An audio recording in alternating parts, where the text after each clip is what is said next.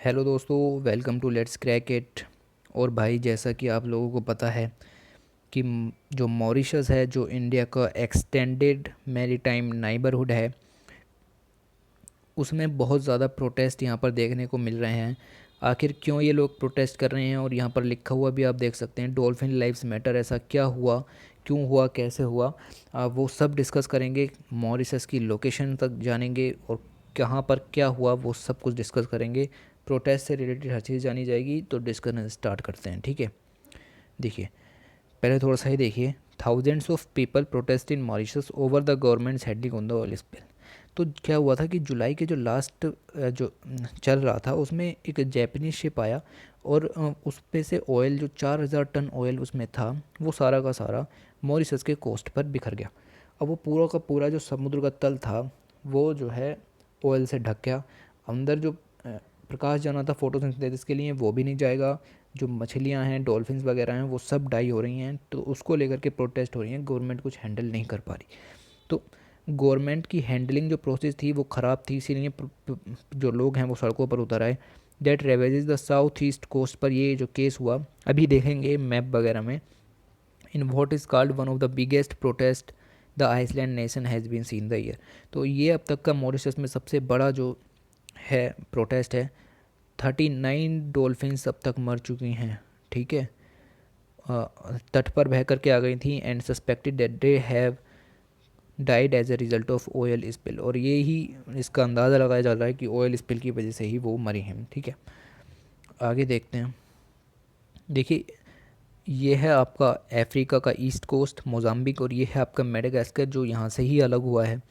उसके बाद यहाँ पर आ जाता है आपका मॉरिशस। मॉरिशस की जो राजधानी पोर्ट लुइस यहाँ पर दिखाई गई है। तो ये है आपका साउथ ईस्ट कोस्ट। यहाँ पर ऑयल स्पिल की जो दुर्घटना हुई, ठीक है। यहाँ पर शिप था।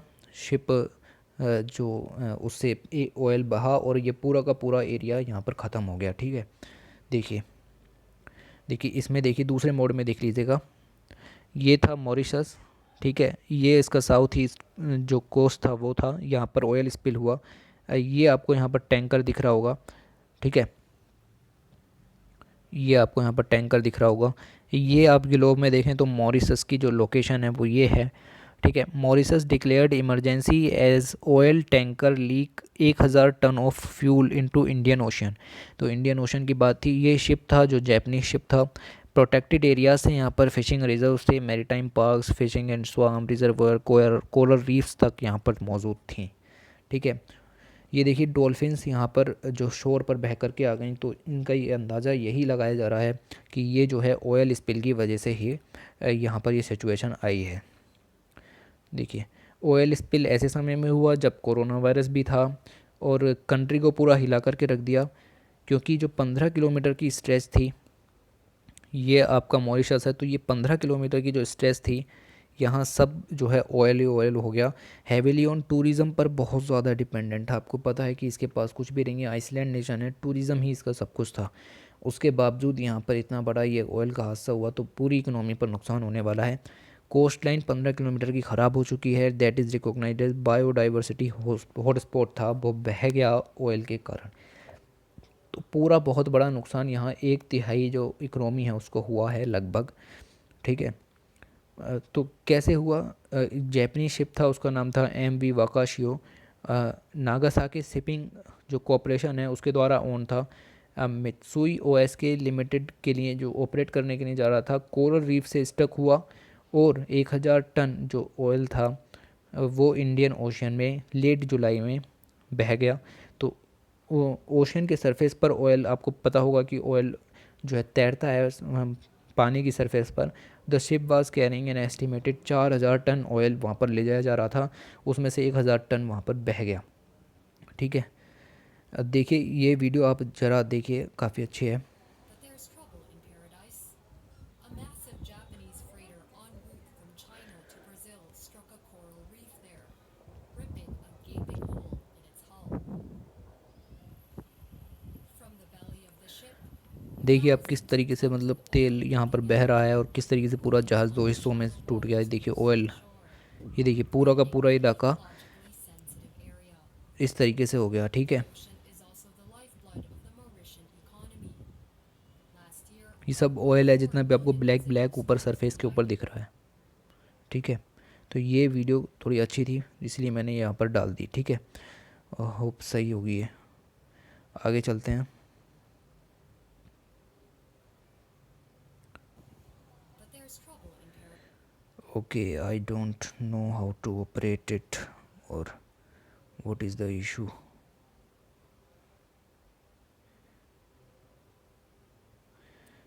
ओके,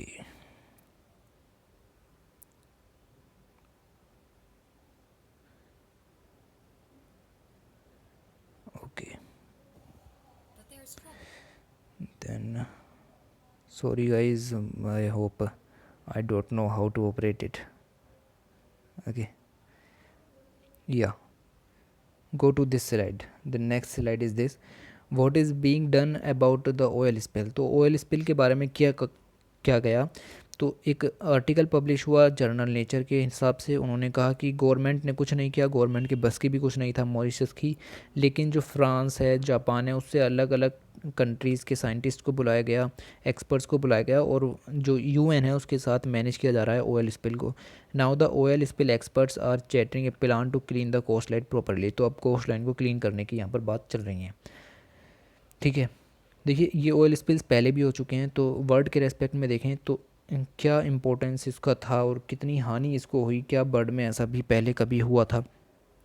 तो ये इम्पोर्टेंट नहीं है कि ऑयल कहाँ पर फैला, लेकिन ये इम्पोर्टेंट है कि मतलब ऑयल कितनी जगह में फैला, ये ज़रूरी नहीं था, और ज़रूरी ये था कि ऑयल कहाँ पर फैला। तो ये जो एरिया था वो बहुत ही ज़्यादा इम्पोर्टेंट और बायोलॉजिकली सेंसिटिव एरिया था।